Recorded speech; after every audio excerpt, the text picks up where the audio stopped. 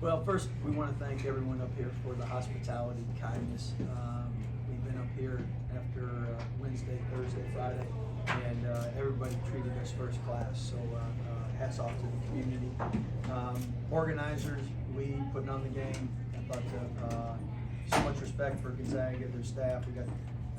It's like a family, so you hate playing friends like that because I know how they feel right now.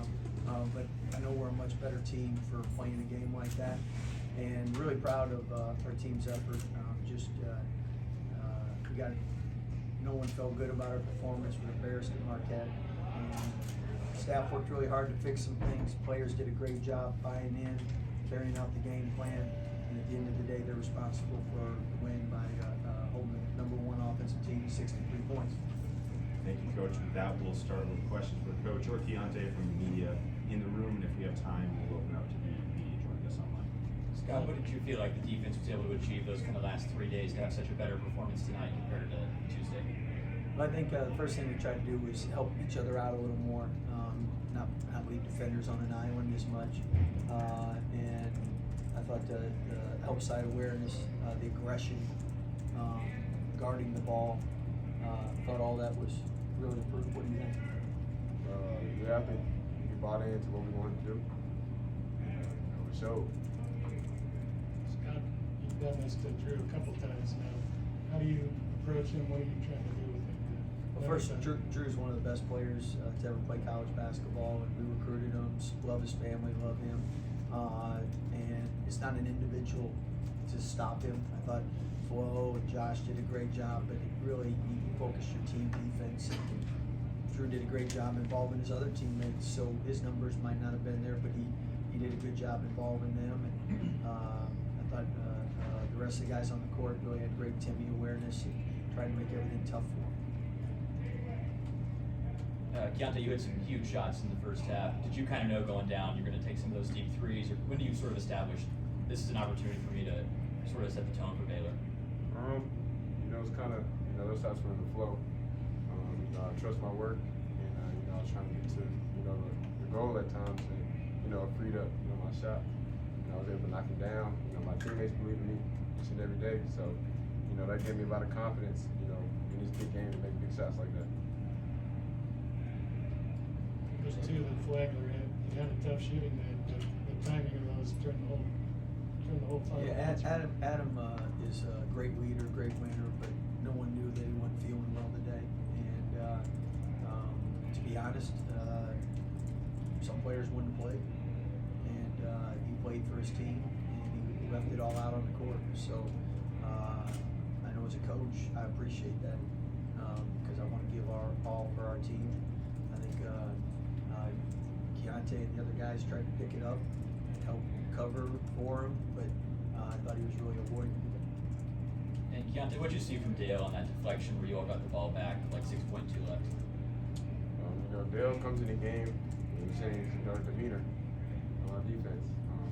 We trust him to make big plays like that, and he was able, coming down the stretch and make, a great deflection. And, like I said, it was a really big play, and he was able, to come together and win. You guys maybe came into this game shooting over half the shots from three. Seems like you kind of needed to get somebody in the paint and be able to finish around there. You had some really big buckets in the paint tonight. How much was that on your mind to try to get to the basket? And your coach has said anything to you about let's get you in the paint? Coach did a great job. Instilling confidence in me. I can get to the cup.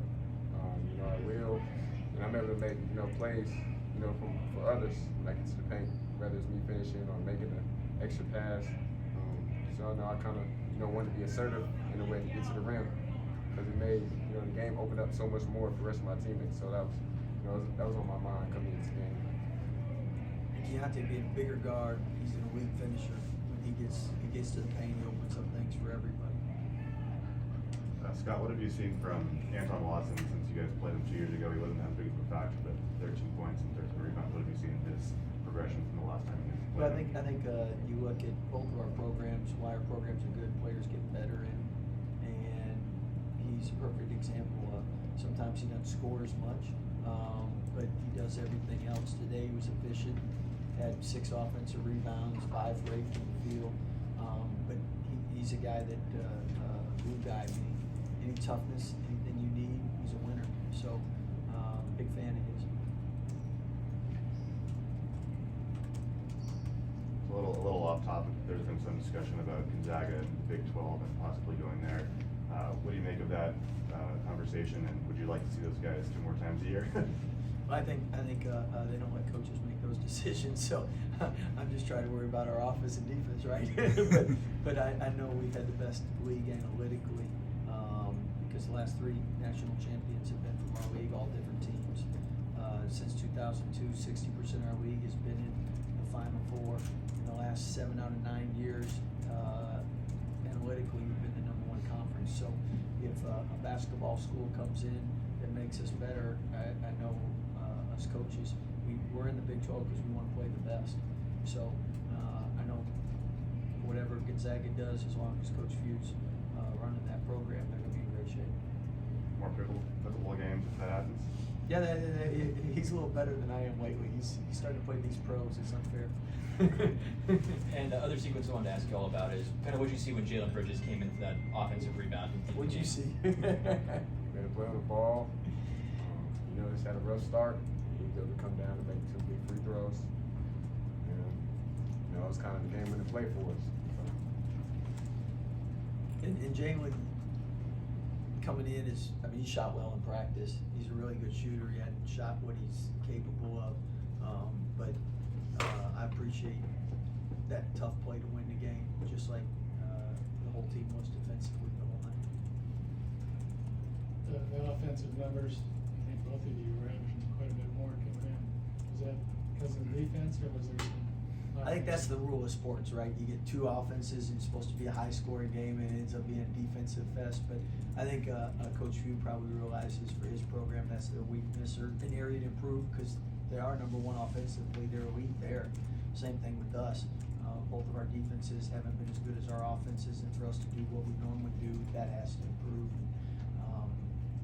Tonight, both of us took a big step forward. It's great because we get a real quality win, but it doesn't hurt them because there was no loser tonight. There's no bad loss, and your team's improved. As a moderator, I will exercise my right to ask the last question for both of you. Coach, you mentioned the hospitality here a little bit, but it's just a really unique venue for a neutral site to have it that packed and intimate. What were your thoughts on playing here for the first time? Well, when it sold out in 6 minutes, you knew that was something. But Lee Miller told us just the kindness, the hospitality is just special here. I know I experienced that. I don't know if you did, Keith, but I thought the hospitality was amazing. I love this atmosphere. We're building a new gym ourselves. It's going to be somewhat similar to this. And can't wait for that because it is a big home court advantage. Perfect. Thank you guys. Appreciate it. Safe travels. Thanks. Mind you, your high school gym, right?